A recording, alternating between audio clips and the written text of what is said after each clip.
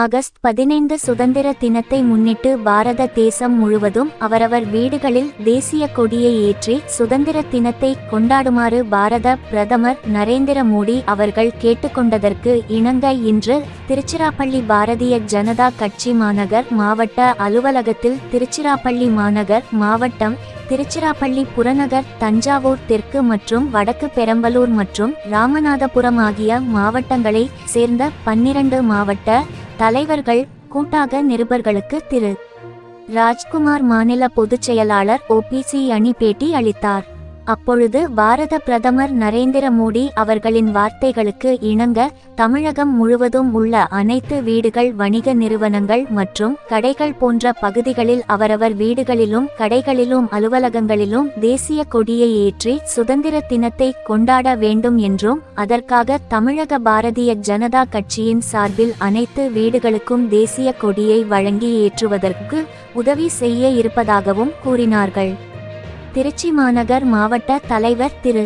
ராஜசேகரன், புறநகர் மாவட்ட தலைவர் திரு. அஞ்சான் நெஞ்சன் மற்றும் தஞ்சை, திருவாரூர், அரியலூர், பெரம்பலூர், ராமநாதபுரம் மாவட்ட தலைவர்கள் உடன் இருந்தனர்கள். திருச்சிராப்பள்ளியில் இருந்து நிருபர் எல். பாபுவின் அறிக்கை.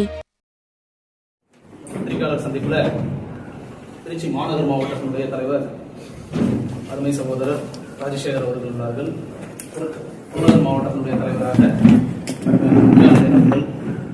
ராமநாதபுரம் மாவட்டத்தினுடைய பார்வையாளர் அருமையான முரளி அவர்கள், தஞ்சாவூர் தெற்கு மாவட்டத்தினுடைய தலைவர் சதீஷ் அவர்கள், தஞ்சாவூர் வடக்கு மாவட்டத்தினுடைய தலைவர் ஜெயசதீஷ் அவர்கள், பெரம்பலூர் மாவட்டத்தினுடைய தலைவர் செல்வராஜ் அவர்கள் மற்றும் புதுக்கோட்டை மாவட்டத்தினுடைய தலைவர் அருமை சகோதரர் விஜயகுமார் அவர்கள் மற்றும் ஏனைய பெரியோர்கள் அனைவருக்கும் வணக்கம். பத்திரிகையாளர்களுக்கும் வணக்கம். பாரத பிரதமர் நரேந்திர மோடி அவர்கள் 3வது முறையாக செவ்வன ஆட்சி செய்து வருகிறார். நம்ம பாரத நாடு 75வது ஆண்டு போன வருஷம் சுதந்திர தின கொண்டாடத்தை நாடு முழுவதும் கொண்டாடி இருந்தோம். அந்த அடிப்படையில் இந்த முறை பிரதமர் 3வது முறையாக பதவியேற்றதிலிருந்து 76வது சுதந்திர தின நிகழ்ச்சியானது நாடு முழுக்க பெரிய அளவில் கொண்டாடணும் அப்படின்னு சொல்லிட்டு முடிவு பண்ணிருக்கோம். பாரதிய ஜனதா கட்சியினுடைய தேசிய தலைவர் மாண்புமிகு JP நட்டா அவர்கள் போன வாரம் தேசிய அலுவலகத்தில் ஒரு அறைகோல் விட்டிருந்தார். அந்த அடிப்படையில் தமிழக பாஜக தலைவர் அண்ணன் அண்ணாமலை அவர்கள் வழிகாட்டுதல்படி வரக்கூடிய ஆகஸ்ட் 15ஆம் தேதி அன்று தமிழ்நாடு முழுவதும் இருக்கக்கூடிய ஏறக்குறைய 50 லட்சம் வீடுகளில் தேசிய கொடியானது ஏற்றப்பட வேண்டும் என்பது நம்மளுடைய இந்த குழுவினுடைய இலக்கு. வீடுதோறும் இல்லந்தோறும் தேசிய கொடியை பறக்க விடுவோம் இந்த குழுவினுடைய சாராம்சம்.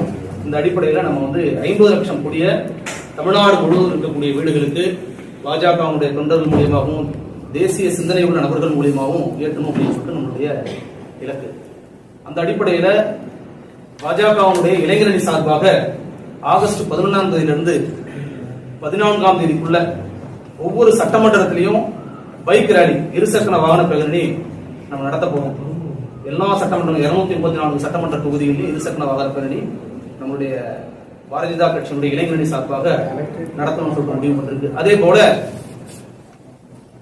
பாஜகவுடைய முன்னாள் ராணுவ பிரிவினுடைய தொண்டர்கள், இதர பிற்படுத்தப்பட்டோர் அணியினுடைய தொண்டர்கள், இவர்களெல்லாம் இணைந்து எந்தெந்த பகுதிகளெல்லாம் நம்மளுடைய திருச்சி பெருங்கோட்டத்தில் உள்ள பாரதிய ஜனதா கட்சியினுடைய ஒட்டுமொத்த நபர்கள் எல்லா பகுதிகளையும் மேற்கொள்வாங்க. நம்ம திருச்சி பெருங்கோட்டத்தில் இருக்கக்கூடிய 12 மாவட்டங்கள்ல ராணுவம் சார்ந்த யார் யாரெல்லாம் உயர் பதவியில் இருந்தவர்கள், ராணுவத்தில் பணியாற்றினவர்கள், அவருடைய வீடுகளை போயிட்டு அவங்களை சந்திக்கிறது, முன்னாள் சுதந்திர போராட்ட தியாகிகள் இந்த பகுதிகளில் யார் யாரெல்லாம் இருக்காங்க அவங்களுடைய வீடுகளில் போயிட்டு சுதந்திர போராட்ட தியாகிகள் இருந்தாங்கன்னா அவங்களுக்கு வணக்கம் செலுத்துறது, அவங்களுடைய குடும்பத்தார்களை சந்திப்பது, தலைவர்களுடைய சிலைகளை மாலை அணிவித்து தூய்மை அணிவித்து மாலை அணிவித்து மரியாதை செய்வது, கருத்தரங்கம், நம்ம நாட்டு தேச பிரிவினை வரலாறு நம்மளுடைய இளைஞர்கள் மத்தியிலையும் மாணவர்கள் மத்தியிலையும் மாணவிகள் மத்தியிலையும் பறைசாற்றும் வகையில கருத்தரங்கம் நடத்துவது, குழந்தைகள்கிட்ட நம்மளுடைய தேசியத்தினுடைய நம்ம சுதந்திர போராட்டத்தினுடைய வேள்வி எந்த அளவுக்கு மாறணுன்றத சொல்ற அளவுல தியாகிகளுடைய வேடம் அணிந்து, சுதந்திர போராட்ட வீரர்களுடைய வேடம் அணிந்து அவர்களை ஆகஸ்ட் 15ஆம் தேதி நினைவு கூர்ந்து தேசிய கொடியை பறக்க விடுவது, இதுபோல நம்மளுடைய பல்வேறு நிகழ்ச்சிகள் நம்மளுடைய இந்த வீடுதோறும் இல்லந்தோறும் பறக்க விடுவோம் தேசிய கொடியை குழுவானது நாடு முழுக்க நம்ம ஏற்பாடு செஞ்சிருக்கோம். அந்த அடிப்படையில் 50 லட்சம் நம்முடைய இலக்கு வீடுகளில் கொண்டு போய் சேர்க்கணுன்றது நம்மளுடைய பாஜக தலைவர் அண்ணாமலை அவர்களுடைய வழிகாட்டுதல்படி சிறப்பாக இந்த நிகழ்ச்சி ஏற்பாடு செஞ்சிருக்கோம். நம்மளுடைய திருச்சி பெருங்கோட்டத்தில் இருக்கக்கூடிய 12 மாவட்டங்கள்லையும் ஒவ்வொரு கிளைகள்லையும் ஒரு நிர்வாகி 5 கோடியை கொடுத்து ஒவ்வொரு வீடாக ஏற்றுவார். அதே போல நம்முடைய செலிபிரிட்டிஸ், சமுதாயத்தில் இருக்கக்கூடிய பெரியோர்கள், நடிகர்கள், நடிகைகள், அதுபோல தொழிலதிபர்கள், இவர்கள் எல்லாமே ஒவ்வொரு இடங்கள்ல இருந்து தேசிய கொடி ஏற்றுவாங்க. தேசியத்தை பத்தி மக்கள் மத்தியிலையும் மரியாதை நிமித்தமாக அவர்கள் ஒவ்வொரு பேட்டியும் கொடுப்பாங்க. அந்த அடிப்படையில் நம்ம வந்து முடிவு கொண்டிருக்கோம். அவர்கள் அனைவருமே தேசியத்தின் பக்கம், சுதந்திரத்தினுடைய போராட்டத்தினுடைய தலைவர்களுடைய வேள்வியை பற்றி பறைசாற்றுவாங்க. தேசிய கொடியை வந்து வீடுல ஏத்தணும்னு சொல்றீங்களா? நீங்க ஏத்த போறீங்களா? இல்ல, வீடுகள்கிட்ட நம்ம வந்து கொடுக்கிறோம், தேசிய கொடியை கொடுக்கிறோம். பாஜகவுடைய தொண்டர்கள் கொடுப்பாங்க. அது மட்டும் இல்லாமல் பாஜகவை சார்ந்த நம்மளுடைய விகிதச்சேத்திர அமைப்புகள் தேசிய கொடியை கொடுப்போம். தேசிய கொடியை கொடுப்போம் வீடுகள். விகிதச்சேத்திர அமைப்பு, சங்க அமைப்புகள் 46 அமைப்புகள் இருக்கு. சங்க அமைப்புகள், பாஜகவுடைய சங்க 46 அமைப்புகள் எல்லாமே என்ன பண்ணுவாங்கன்னா வீடுகள் தோறும், இல்லம் தோறும் நம்மளுடைய தேசிய கொடியை கொடுப்பாங்க. அவங்க போயிட்டு வீட்டில் ஏற்றுவாங்க. அது மட்டும் இல்லாம சமுதாயம் சார்ந்த அமைப்புகள் எல்லாமே, பாஜக மட்டுமல்ல, சமுதாயம் சார்ந்த அமைப்புகள், அரசியல் கட்சிகள் எல்லாரையும் நம்ம அறைகோல் கொடுக்கிறோம். தேசிய கொடியை வீடுகள் தோறும் ஏற்றணும், பறக்க விடுவோம். 76வது சுதந்திர தினத்தை சிறப்பான முறையில் கொண்டாடுவோம் என்பது நம்முடைய இலக்கு. தேசிய கொடி ஏற்றணும்னா ஒரு சில மரபுகள், ஒரு விதிமுறைகள்லாம் இருக்கு. அது வந்து பார்க்கணும். அது எல்லாருக்கும் அந்த விழிப்புணர்வு இருக்கு. அதுக்கு முன்னாடி ஏற்பாடுகள் ஏதாவது அதாவது தேசிய கொடின்றது தெரியாம தலைகளா ஏற்கிறது வாய்ப்புகள் இருக்கு. ஏன்னா பரவலா பெரிய அளவுல கொண்டு போகணும்னு நினைக்கிறீங்க. தேசியத்தை வந்து மக்கள் மனசை வந்து நல்ல விஷயம். பட் வந்து அது மக்களுக்கு அந்த மாதிரி விழிப்புணர்வு இருக்கா? அதுக்கு ஏற்பாடு ஏதாவது பண்ணிருக்கோம். இளைஞர்கள் மத்தியிலேயும் சரி, இன்னைக்கு இருக்கக்கூடிய மாணவர்கள் மத்தியில் நல்ல விழிப்புணர்வு இருக்கு. தேசிய கொடி எப்படி இருக்கணும், மேல வந்து என்ன கலர் இருக்கணும், கீழே வந்து பச்சை கலர் வரைக்கும் எப்படி இருக்கணும் அப்படின்னு சொல்லிட்டு மாணவர்கள் மத்தியில் நல்ல விழிப்புணர்வு இருக்கு. வீடுகளில் ஏற்றும் பொழுது நம்ம கொடியை கொடுக்கும்போது எப்படி ஏற்றணும் அப்படின்னு சொல்லிட்டு நம்ம சின்ன கம்பு கொடுத்து அதையே நம்ம ஏற்ற சொல்றோம். பொது இடங்கள்ல நம்மளுடைய கொடி கம்பங்கள் ஏற்றும் போது எப்படி கொடி ஏற்றணும்னு சொல்லிட்டு எல்லாத்துக்கும் விழிப்புணர்வு இருக்கு. அதை நம்ம சொல்றோம். பொதுமக்கள் மத்தியிலே, சமுதாய பெரியவர்கள் மத்தியில, அரசியல் சம்பந்தப்பட்ட நபர்கள் மத்தியில, தொழிலதிபர்கள் எல்லாத்தையும் எப்படி பண்ணணும் எல்லாத்துக்கும் விழிப்புணர்வு இருக்கு சமுதாயத்தில்.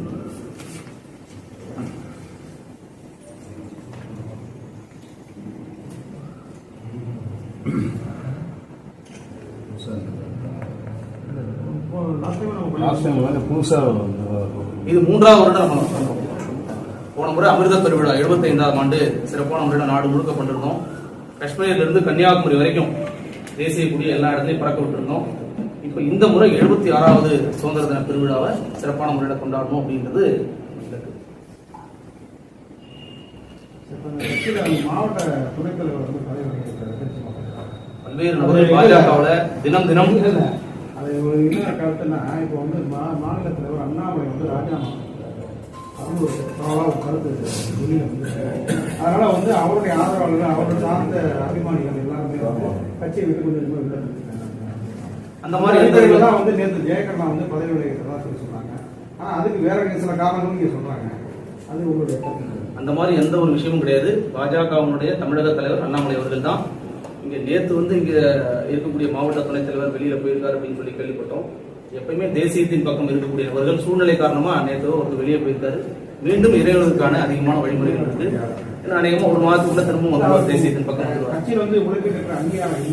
அப்படிலாம் எல்லாம் கிடையாது. இன்னைக்கு வந்து மாநில தலைவர் திரு அண்ணாமலை அவர்களுடைய என்னைக்கு தலைமை ஏற்றாரோ அதிகப்படியான இளைஞர்கள், மாணவர்கள், நீங்க எல்லாம் பார்த்திருப்பீங்க. எண் மக்கள் யாத்திரை பார்த்திருப்பீங்க. தமிழகத்தில் தலைவர் நடக்கும் பொழுது ஆயிரக்கணக்கான பொதுமக்கள், இளைஞர்கள், மாணவிகள் இவங்க உட்பட எல்லாமே கலந்துக்கிட்டாங்க. அதனால தேசியத்தின் பக்கம், தமிழக பாஜகவின் பக்கம் தான் இன்னைக்கு எல்லாமே இளைஞர்களும் சரி, பொதுமக்களும் சரி இன்னைக்கு மாறி வந்துட்டு இருக்காங்க. சரியான உழைப்புக்கு ஏற்ற அங்கீகாரம் இல்லை. ரெண்டாவது ஒரு இறுக்கமான சூழ்நிலையை பணியாற்ற கட்டாயம் இருக்கு அப்படின்ற மாதிரி பகிரங்கமாகவே தன்னுடைய கடிதத்தை போயிட்டு அந்த மாதிரி ஒரு இறுக்கமான சூழ்நிலை கட்சியில் இருக்கிறாங்க. அந்த மாதிரிலாம் எந்த இதுவும் கிடையாது. இங்க இருக்கக்கூடிய நபர்கள் எல்லாமே 30 வருடத்துக்கு மேலாக இருக்கக்கூடிய மாவட்ட தலைவர் நம்ம அமர்ந்திருக்காங்க, மாவட்ட பார்வையிட அமர்ந்திருக்காங்க. 4 வருடத்துக்கு முன்பாக வந்து இந்த தேசிய பணியில இணைந்து அதிகமான கவனம் கொடுத்து நாங்களும் இந்த இடத்துல பணிபுரிய முடியும் அப்படின்னு சொல்லிட்டு மாவட்ட தலைவராக நாங்களும் வர முடியும் இருக்கக்கூடிய மாவட்ட தலைவரும் இந்த வரிசையில் அமர்ந்திருக்காங்க. அதனால என்னைக்குமே பிஜேபியில் வரக்கூடிய நபர்களுக்கு நல்ல அங்கீகாரமும் நல்ல ஊக்கமும் தான் நம்மளுடைய பாரதிய ஜனதா கட்சி கொடுத்துக்கிட்டு இருக்கு. இங்க யாரையும் வந்து பின்னோக்கி செயல்படுத்தக்கூடிய எந்த ஒரு எண்ணமும் இந்த பிஜேபி கிடையாது. சார், ஏற்கனவே சூர்யா போயிட்டாரு, ரெண்டாவதா ஜெயகர் தான் போயிருக்காரு. தொடர்ச்சியா இந்த மாதிரி சூழ்நிலை காரணமா அவங்க போயிருக்காங்க, திரும்ப வந்துருவாங்க. அவருடைய சொந்த விஷயங்கள் பாரதிய ஜனதா கட்சியிலிருந்து வெளியில அவர் அனுப்பிச்சு விட்டாங்க. அவருடைய சொந்த கருத்துக்களை பதிவு பண்ணிட்டு இருக்காரு. என்னைக்குமே பாஜக பக்கம் திரும்ப வரதுக்கான அதிகமான வாய்ப்புகள் இருக்கு. அனுப்பிச்சுட்டது அப்படியே திருப்பி வருவாங்க. யாரையுமே அனுப்பிச்சு பிஜேபி என்னைக்குமே யாரையுமே அனுப்பிச்சு விடாது. நீங்க தான் இப்ப சொன்னீங்க அனுப்பிச்சு விட்டாங்க. பாஜக என்னைக்குமே அனுப்பாது யாரையுமே. அவங்களுடைய சொந்த விருப்பத்தின் காரணத்துல வெளியில போனா மட்டும்தான். திரும்பி வந்தா ஏற்றுவீங்களா சார்? கட்சியினுடைய பைலாப்படி புதுநபர்கள் யாரா இருந்தாலும் உள்ள வரலாம். யாருமே ஏற்கக்கூடிய ஒரு எண்ணம் கொண்ட கட்சி தான் இன்னைக்கு. ஏறக்குறைய பாத்தீங்க அப்படின்னா அதிகமான மக்கள் தொண்டர் படைத்த இயக்கம் தான் பிஜேபி. உலகிலேயே மிகப்பெரிய பேரியக்கம் பிஜேபி. ஏறக்குறைய 20 கோடி தொண்டர்களுக்கு மேற்பட்ட நபர்களை கொண்டு தான் பிஜேபி. யார் வேணும் வந்து இணையலாம், யாரையும் ஏற்கக்கூடிய தேசிய நீரோட்டத்தில் பயணிக்கலாம். பாஜக உழைப்புக்கு மரியாதை இல்லைன்னா ஜெயகர் குற்றம் சாட்டி பின்னாடி உட்கார்ந்து முன்னாடியே சொன்ன மாதிரி புது நபர்களும் இங்க அமர்ந்திருக்காங்க, மாவட்ட தலைவராக உட்கார்ந்துருக்காங்க. அவங்களுடைய அனுபவத்தை கேளுங்க. எல்லாத்துக்கும் உழைப்புக்கு தக்க அங்கீகாரம் கொடுக்கக்கூடிய கட்சி தான் பாஜக. சார், இடஒதுக்கீடு சம்பந்தமா அன்புமணி ஒரு கருத்து சொல்லியிருக்காரு. வன்னியர் சங்கத்துக்கு வன்னியருக்கு இடஒதுக்கீடு நிறைய கொடுத்துருக்கான்னு சொல்லி பேச்சு அந்த மாதிரி இல்லை, 1% கூட இல்லைங்கிற மாதிரி சொல்லியிருக்காரு. அதை நீங்க எப்படி பார்க்கணும்? இல்ல, இடஒதுக்கீடுன்றது அரசாங்கம் என்ன சொல்றதோ அந்த இடஒதுக்கீடு கண்டிப்பா கொடுக்கணும். அண்ணன் அன்புமணி அவர்கள் சொல்லக்கூடிய கருத்து, அவருடைய சொந்த கருத்து. கண்டிப்பா அவங்க தொடர்ச்சியா போராடிட்டு இருக்காங்க. ஒடுக்கப்பட்ட மக்களுக்காக 10.5% இடஒதுக்கீடு வேணும் அப்படின்னு சொல்லிட்டு கண்டிப்பா அவருடைய கருத்து வரவேற்கத்தக்கது. அந்த கருத்தை தொடர்ச்சியாக மேலே அவங்க நீதிமன்றத்துலாம் போய் பார்த்திருக்காங்க. நீதிமன்றம் என்ன சொல்றதோ அதை தமிழக அரசு கடைபிடிக்கணும். இதே கருத்து தான் சொல்லியிருக்காரு ஜஸ்டிஸ் சொல்லியிருக்காரு. இடஒதுக்கீடுங்கிறது ஆல்ரெடி பொருளாதாரத்தில் முன்னே நம்மளுக்கு தேவையில்லை, அந்த மாதிரி இதெல்லாம் கட் பண்ணணும் அப்படிங்கிற மாதிரி சொல்லியிருக்காரு சார்.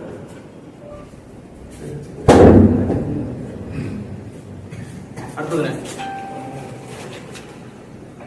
இப்போ மாநில துணைத் தலைவர் கே ராமலிங்கம் ஒரு பத்திரிகை நாமக்கல் அமைச்சிருக்காரு. அது என்ன அவர் கேட்குறாங்க, பத்திரிகையில் இந்த மாதிரி தமிழ்நாட்டுக்கு எந்த விதமான நிதி மத்திய அரசு தரல, பட்ஜெட்டில் எதுவுமே தரல. அப்படி இருக்கப்ப நீங்கள்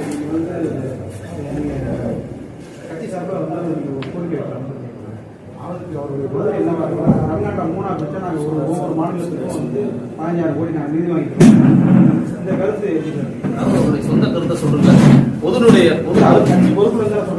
கண்டிப்பா என்னைக்குமே தமிழக வளர்ச்சி பாதையில தான் பாஜக. நீங்க சொல்றீங்க, இது உங்க சொந்த கருத்தை நாங்க எடுத்துக்கிறோம் இல்ல உங்க தனிப்பட்ட கருத்தை நாங்க எடுத்துக்கிறோம்? கட்சியின் கருத்தா தனிப்பட்ட கருத்தா? அவர் சொன்ன கருத்து தனிப்பட்ட கருத்து. தமிழக பாஜக தலைவர் கூறுவது கருத்து ஒட்டுமொத்த தமிழக பாஜகவுடைய கருத்து. என்னைக்குமே தமிழ்நாட்டை மத்திய அரசு புறக்கணித்ததே கிடையாது. காங்கிரஸினுடைய பீரியட்ல 10 வருடமா தொடர்ச்சி ஆண்டாங்க. 3 முறை தான் தமிழகம்ன்ற பேர் வார்த்தையை பயன்படுத்தினாங்க. இன்னைக்கு நம்ம 48 லட்சம் கோடி நிதி கொடுத்திருக்கோம் பொது நிதியில. எங்கேயாவது மாநிலம் விடுபட்டு இருக்குன்னு சொல்லிட்டு எந்த மாநிலமே போராட கிடையாது. நிதி ஆயோக் கூட்டத்தில் நம்மளுடைய தமிழக முதல்வர் கலந்து கொள்ளவே இல்லை. நிதி ஆயோகனுடைய கூட்டத்தில் போயிட்டு கலந்துக்கிட்டு எங்களுக்கு என்ன தேவையினுடைய விளைவுகள் இருக்கு அப்படின்னு சொல்லிட்டு அவர் பேசியிருக்கணும். அவர் பேசாதனுடைய சூழ்நிலை கலந்துக்கவே கிடையாது. தமிழகத்துக்கு தொடர்ச்சியா மத்திய அரசு அதிகமான நிதி கொடுத்துட்டு தான் இருக்காங்க, செயல்பாட்டில் தான் இருக்கு. அது மட்டும் இல்லாமல் நிதியை கொடுக்கிறவரே நம்மளுடைய தமிழகத்தை சார்ந்த மாண்புமிகு நிர்மலா சீதாராமன் அவர்கள் தான். அவர் எப்படி புறக்கணிப்பார் தமிழ்நாட்டை? எமர்ஜென்சிங்கிறது 50 வருஷத்துக்கு முன்னாடி இருந்தது. இப்ப அது ஏன் சுதந்திர போராட்டம் 1947 சுதந்திரம் கொடுத்தாங்க. இன்னைக்கு நினைவு கூறுவதாக சுதந்திர போராட்ட தியாகிகளை நம்ம பறைசாட்டிட்டு இருக்கோம். அதனால எமர்ஜென்சின்றது நாடு எப்படி இருக்கக்கூடாதோ அந்த அளவுக்கு கொண்டு போன தன்மை இதை இருக்கக்கூடிய இளைஞர்களுக்கு தெரியாது, மாணவர்களுக்கு தெரியாது. அவங்களுக்கு கொண்டு போகணும். இப்ப எமர்ஜென்சியினுடைய தன்மை அவங்கள்ட்ட கொண்டு போகணும்னா பிஜேபி மட்டும் தான் அதை கொண்டு போக முடியும்.